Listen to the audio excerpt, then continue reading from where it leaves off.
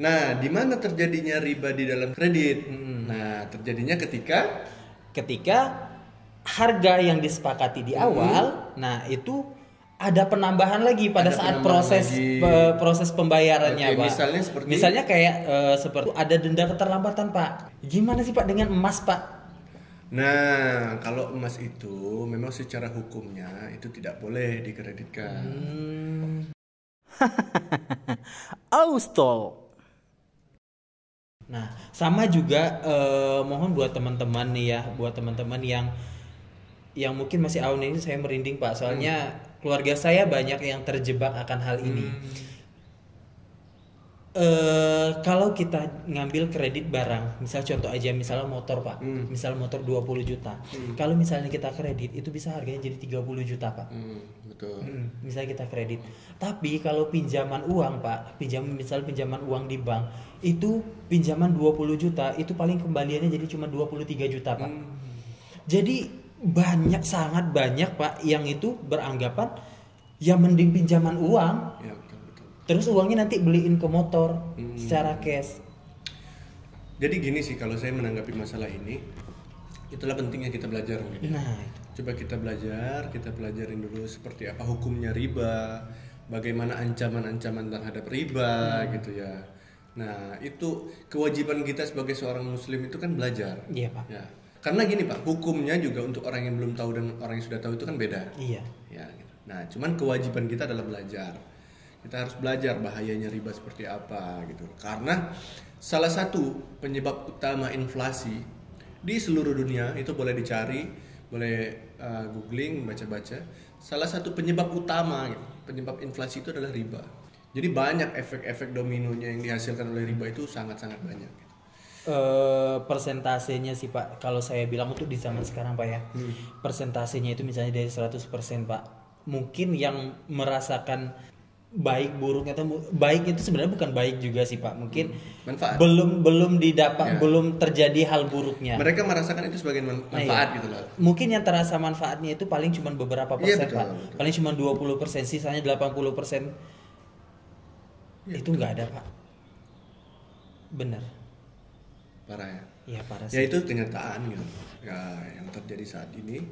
Makanya kalau saya sih itu sih yang penting kita belajar, kita sama-sama belajar, kita cari tahu. Apalagi hukum masalah agama ini kan memang sebuah kewajiban untuk kita gitu kan. Iya sih. Yang menyelamatkan kita nantinya ya tentang itu gitu. Begitu teman-teman. Jadi serius ya. Jadi serius jadinya. Tapi bener sih maksudnya kalau berbicara soal apa ya? Apalagi kalau berbicara soal agama ya nggak bisa main-main ya maksudnya Oh tuh. iya, karena kalau saya bilang memang orang yang mau menyelamatkan dirinya dari riba itu ya memang orang-orang yang mau belajar gitu loh. Dia tahu seperti apa hukum riba, dia tahu ancaman pelaku riba, makanya dia tidak melakukan itu gitu loh. Nah, supaya diri kita terhindar dari jeratan riba, ya harus belajar gitu. Harus kita cari tahu ilmunya, hukumnya, belajar. Intinya belajar.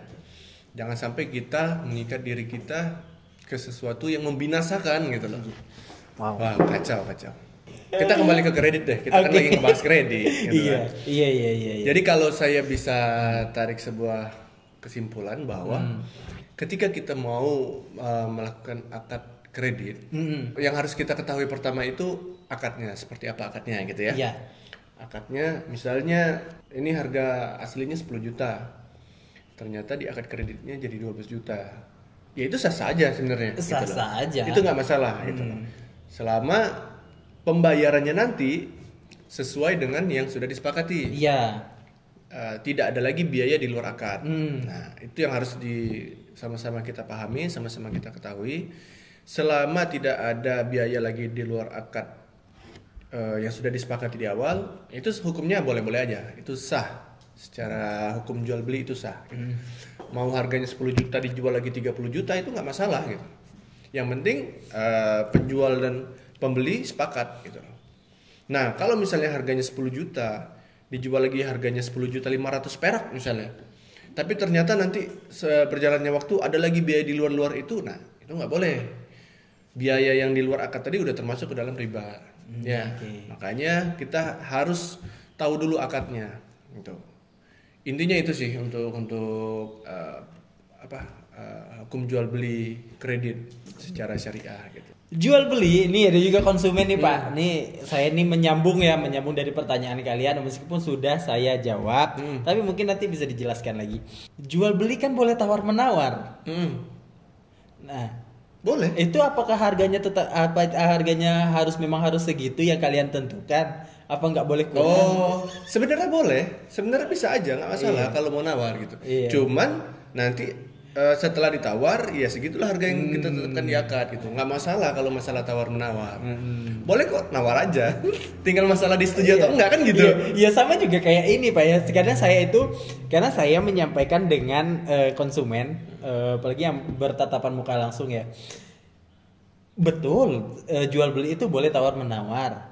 Tapi kan ada juga yang tidak bisa ditawar. Betul. Kayak di mall. Ya, mau Bapak kalau ngeliat harganya 200 sekian, ini bisa kurang nggak? Kan nggak. Jadi kalau kembali lagi ke kita, sebenarnya kita itu sudah pakai sistem aplikasi gitu loh. Jadi sudah ada hitung-hitungannya, misalnya harga dasar sekian, nanti untuk jual beli kreditnya dengan tenor sekian tuh sudah muncul harganya gitu. Kalau masalah nawar sih silakan aja nawar, tapi kita sudah punya sistem gitu ya. Untuk hitung-hitungannya kita sudah ada sistemnya. Jadi udah harga pas ya Pak ya. Kalau selama ini sih sejauh ini sih harganya sudah segitu gitu. Cuman kebijakannya nanti bisa aja sih. Misalnya contoh kayak pembiayaan mobil itu ada kok. Mobil, motor juga pernah kok gitu. Pernah kita kasih dispensasi ya, pernah. Jadi intinya dikomunikasikan aja. Nanti tinggal disetujui atau tidak gitu kan. Kalau disetujui ya kita jalan, kalau enggak berarti harganya harga itu. Gitu sih Pak. Jangan nanti mentang-mentang enggak disetujuin enggak jadi nanti berharap nanti ya kalau ambil lah yuk gitu. Enggak lah. Kalau enggak jadi, sekarang gini, kita kembalikan lagi ke konsumen. Konsumen itu mau jual belinya halal berkah atau tidak kan gitu. Kalau misalnya dia datang ke kita terus nawar harganya nggak cocok, mendingan ke leasing, ya itu kan pilihan dia. Nah tadi mau ngomong itu loh Pak. Tadi mau ngomong itu loh Pak, cuman nggak berani. Ya udah nggak apa-apa lah Pak ya. Ya nggak apa-apa. Jadi gini loh Pak, terkadang orang sebenarnya kan kita bilang tadi, mau itu tinggi mau itu rendah kan bukan itu ya hak semua penjual kan, mau ngambil keuntungan mau tinggi mau rendah atau segala macam. Nah balik lagi kan ke konsumennya mau atau enggak gitu. Cuman masih banyak nih, mungkin perlu edukasi sedikit aja sih Pak. Cuman masih banyak ini yang konsumen yang ngerasa waduh terlalu mahal ini bla bla bla.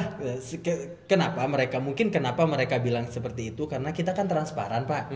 Kita kasih tahu nih, Bapak kalau dengan barang harganya segini, kalau dikreditkan jadi segini. Jadi kan mereka memang tahu berapa perusahaan kita. Jualnya, nah gitu ya. harga jualnya mereka tahu, selisih harganya mereka tahu. Kalau dihitung itu sama leasing ya sama-sama aja. Iya. Tapi itu terkadang Pak, itu mereka jadi kayak apa? Mungkin karena mereka nggak sanggup kali ya, atau mereka jadi mereka ngerasa aduh terlalu mahal ini, percuma ini.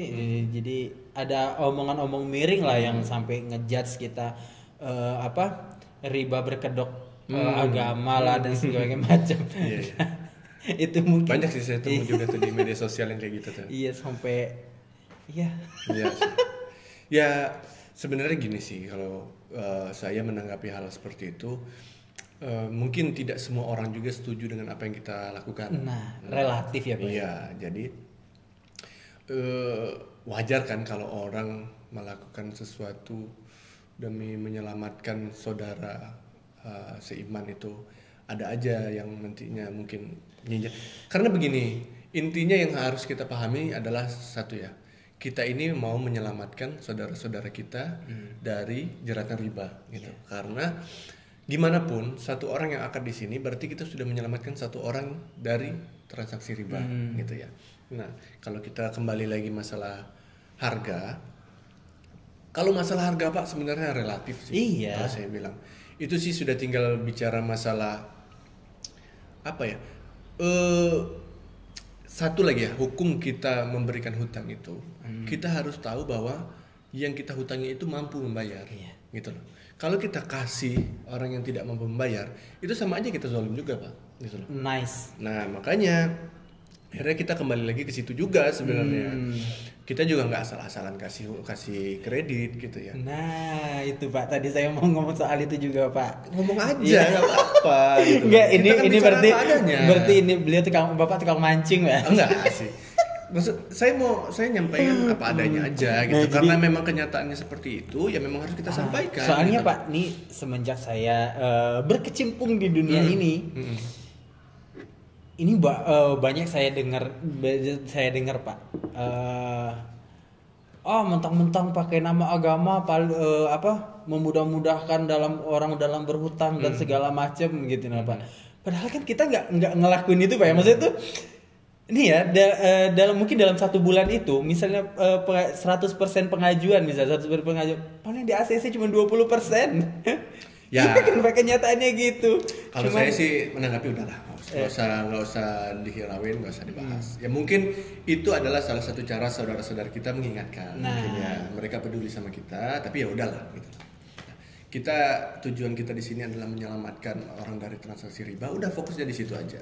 Kembali lagi saya ingatkan, kalau masalah harga itu relatif. Gitu. Itu semuanya, kalau misalnya kita kembali ke jual beli kredit, mau yang syariah, mau yang konvensional, untuk harga jual beli kredit itu ya di kisaran itu gitu, memang seperti itu gitu loh. Tinggal kita mau nggak gitu loh untuk keluar dari jeratan riba gitu loh. Kita mau nggak jual beli yang halal gitu loh, jual beli yang berkah gitu. Dan itu tinggal kembali pilihan sih. Kalau memang Anda merasa bahwa Anda kuat, badan Anda kuat, paling kuat sedunia gitu, berani perang dengan Allah dan Rasulnya, silakan gitu loh. Iya kan? Iya. Silakan gitu loh. Ini cuman masalah pilihan sih. Kita mau selamat dunia, selamat akhirat, atau selamat dua-duanya gitu loh. Iya. Oke, ini terpanjang deh kayaknya. Oke, kita bikin 2 episode Pak ya. Boleh, Nah ini Pak, ini kan kita udah berapa video lah ya yang kita sharing tentang riba, pengalaman. Tentang pengalaman, tentang ini juga sebuah edukasi lah ya, kita bisa bilang ya. Nah ini gimana nanti ini kita insya Allah next episode nih ya, ini kita persilahkan buat nih. Oh ya, kemarin juga ada nih Pak, ada yang komen beliau sharing tentang pengalaman beliau tentang di riba gitu Pak. Nah ada kemarin ya di komen. Iya, di komen di YouTube. Oh, di YouTube. Iya, di channel kita mereka komen. Makasih banget yang udah komen ya, Mas Deka sama Mas Gibran katanya Pak. Nanti Pak, nanti tolong diedit, ditaruh nama kita di sini Pak ya. Padahal namanya bukan Gibran, Deka sama Kaisang namanya, Kaisang. Anak Jokowi. Pak Jokowi ya, enggak apa-apa ya. Mas Zidan. Oh iya. Nah, oke, kita buka Q&A lah Pak ya. Yang mau bertanya silahkan, bisa di Instagram, bisa di Facebook kita juga bisa juga di komen di YouTube ini juga bisa. Yang mau bertanya atau yang mau sharing silakan. Buat next episode kita akan jawab pertanyaan kalian, dan kita mungkin juga kalau memang ceritanya nanti memang bisa mengedukasi, bisa menginspirasi, akan kita buat satu episode kita yang menceritakan khusus tentang ya, pengalaman teman-teman. Oke Pak? Sip, Keren mantap, ya? Mantap, cocok. Oke, gimana Pak? Udah, Bapak berkaca ya? Segitu dulu ya. Oke, segitu dulu ya. Udah lumayan nih. Oke guys, terima kasih banyak buat. Tadi saya yang opening, Bapak yang tutup ya. Oh iya. Oke, sip, Iya. lanjut. Nanti kalau nggak ditutup masuk angin Pak. Iya, Pak. Iya. Basi. Oke guys, alhamdulillah udah selesai. Kita kembali lagi di next episode. Jangan lupa di subscribe, di like, di komen, di share juga, dan insya Allah orang-orang lain yang di sekitar kita juga terinspirasi Pak ya. Terkadang kan kita menyampaikan sendiri nggak bisa, pada saat mereka mendengarkan orang lain yang berbicara mungkin lebih dapat hidayahnya. Oke. Sudah selesai Pak. Terima kasih banyak udah nonton video ini. Iya, lebih dan kurang kami mohon maaf ya. Dan juga kalau misalnya ini kita tekankan lagi, kami tidak ada maksud untuk menyinggung siapapun. Kami tidak ada haters kan saya sudah dihantui dengan kata-kata haters, Pak. Intinya kita hanya ingin mengedukasi. Nah, iya, menyampaikan seperti apa sih yang kita lakukan di sini, seperti apa sih hukum jual beli kredit yang sesuai syariah, yang tidak ada unsur ribanya. Nah, kita juga tidak menyudutkan instansi manapun, Pak ya. Kita cuma di sini kita cuma menyudutkan leasing-leasing yang konvensional yang masih menggunakan akar riba itu aja. Hey. Oke, sip. Terima kasih banyak. Assalamualaikum warahmatullahi wabarakatuh. Waalaikumsalam warahmatullahi wabarakatuh.